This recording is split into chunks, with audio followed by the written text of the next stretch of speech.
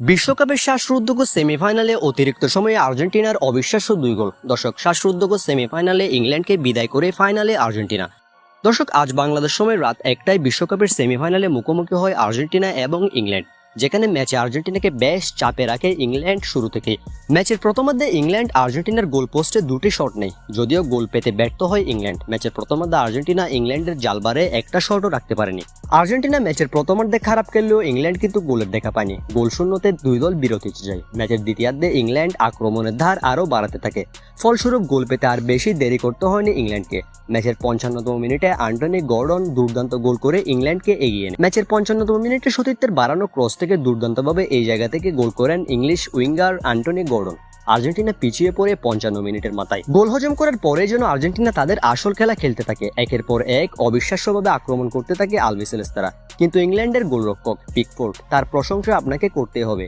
একের পর এক দুর্দান্ত শট সেভ দিয়ে যাচ্ছিল মেসিদের। ম্যাচের 68তম মিনিটে আর্জেন্টাইন মিডফিল্ডার ম্যাকঅ্যালিস্টারের দুর্দান্ত হেড সেভ দিয়ে দেয় ইংল্যান্ডের গোলরক্ষক পিকফোর্ড। ম্যাচের 80তম মিনিট পর্যন্ত আর্জেন্টিনা 1-0 পিছিয়ে। এই বুঝি আর্জেন্টিনা বিশ্বকাপ থেকে বাদ পড়তে চলেছে। কিন্তু ম্যাচের 85তম মিনিটে মেসি এবং এনজোর দুর্দান্ত কারিশমা। দর্শক, ম্যাচের 85তম মিনিটে ডিবক্সের বাইরে এই জায়গা থেকে এনজো ফার্নান্দেজের উদ্দেশ্যে বল বাড়িয়ে দেন লিওনেল মেসি।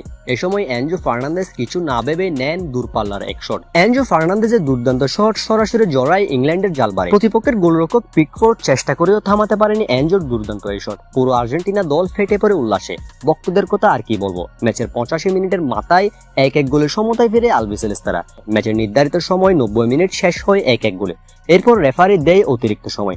দর্শক, অতিরিক্ত সময়ের 2 মিনিটের মাথায় অর্থাৎ ম্যাচের 92তম মিনিটে আবারও মেসি ম্যাজিক। লিওনেল মেসি ডান দিকে কাট ইন করে দুর্দান্তভাবে একটা ক্রস করেন। এ সময় ডিবক্সের ভিতর অবস্থান করছিল লাউতারো মার্টিনেজ।